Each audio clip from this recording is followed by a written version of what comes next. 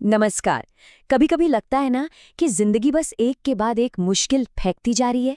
आज हम एक ऐसे गहरे ज्ञान को समझेंगे जो हमें सिखाता है कि कैसे एक मुस्कान की ताकत से बड़ी चुनौती को भी शांति में बदला जा सकता है। तो सवाल यही है कि जब सब कुछ मुश्किल लग रहा हो तो वो अंदर की मजबूती, वो हिम्मत आखिर आती कहाँ से है? क्या ये बस दुनिया को दिखाने के लिए है या इसके पीछे कोई गहरा राज है? चलिए इसे समझते हैं। इस ज्ञान सूत्र का पहला कदम हमारी अपनी अंदर की दुनिया से शुरू होता है। ये उस ताकत के बारे में है जो बाहर से शांत रहते हुए अंदर से चट्टान की तरह मजबूत बनाती है। पहली पंक्ति कहती है, दर्द दिल में ही छुपाकर मुस्कुराना सीख ले। अब पहली बार सुनने में शायद ये लगे कि क्या हमें अपनी फीलिंग्स को दबा देना चाहिए, एक झूठी हंसी हंसनी चाहिए, या इसका मतलब कुछ और है? नहीं, इसका मतलब अपनी भावनाओं को दबाना बिल्कुल भी नहीं है। इसका मतलब है ये समझना कि हर दर्द को दुनिया के सामने जाहिर करना जरूरी नहीं होता। ये एक ऐसी अंदरूनी ताकत बनाने के बारे में है जिसे किसी की तारीफ या सहानुभूति की जरूरत ना हो। और देखिए, आज की दुनिया में ये कितना जरूरी है, खासकर हम युवाओं के लिए।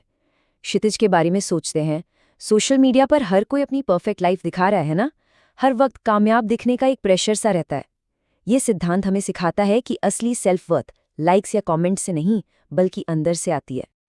तो पहला कदम था अंदर से शांत और स्थिर बनना। पर इसके आगे क्या?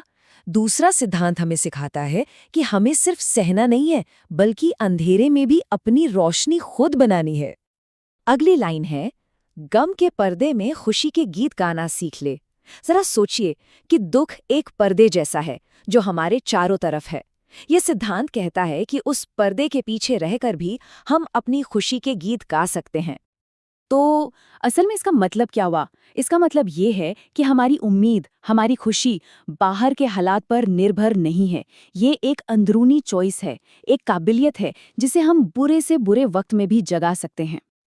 और ये बहुत ही पावरफुल आइडिया है। मान लीजिए क्षितिज, जो किसी कॉम्पिटिटिव एग्जाम की तैयारी कर रहा है। उसके लिए वो दुख का पर्दा क्या है? वो है स्ट्रेस, प्रेशर। और खुशी का गीत गाना, वो शायद बस 15 मिनट का एक ब्रेक हो सकता है जिसमें वो अपना फेवरेट गाना सुन ले। ये खुशी के लिए हालात बदलने का इंतजार करना नहीं है, ये उसी पल में खुशी को पैदा करना है। अब हम आते हैं तीसरे सिद्धांत पर, और सच कहूं तो असली जादू यहीं से शुरू होता है।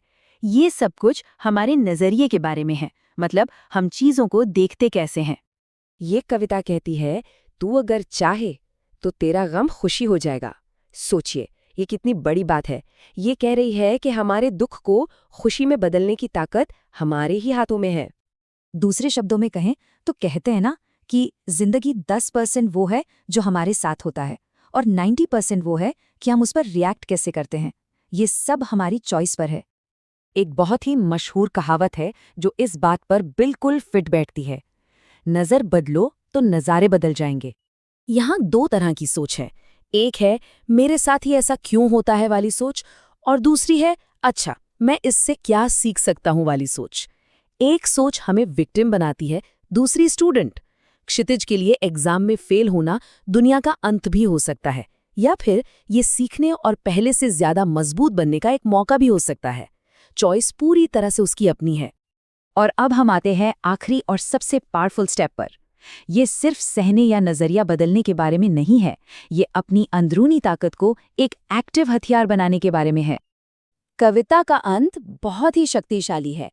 मुस्कुराकर गम के कांटों को जलाना सीख ले। यहाँ कांटे क्या हैं?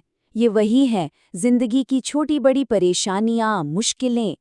ये लाइन कह रही है कि हमारी मुस्कान में इतनी आग हो सकती है कि वो इन कांटों को जलाकर राख कर दे। और ये सिर्फ होठों पर एक मुस्कान नहीं है, नहीं, ये वो आग है जो अंदर से जलती है, जो हिम्मत और पॉजिटिव सोच से पैदा होती है। एक ऐसी आग जो हर दर्द और हर कांटे को खत्म कर सकती है। तो अंत में असली ताकत हालातों को कंट्रोल करने में नहीं है, बल्कि अपनी प्रतिक्रिया को कंट्रोल करने में है। ये सिर्फ दर्द सहना नहीं है, बल्कि उसे बदलकर अपनी ताकत का सोर्स बनाना है।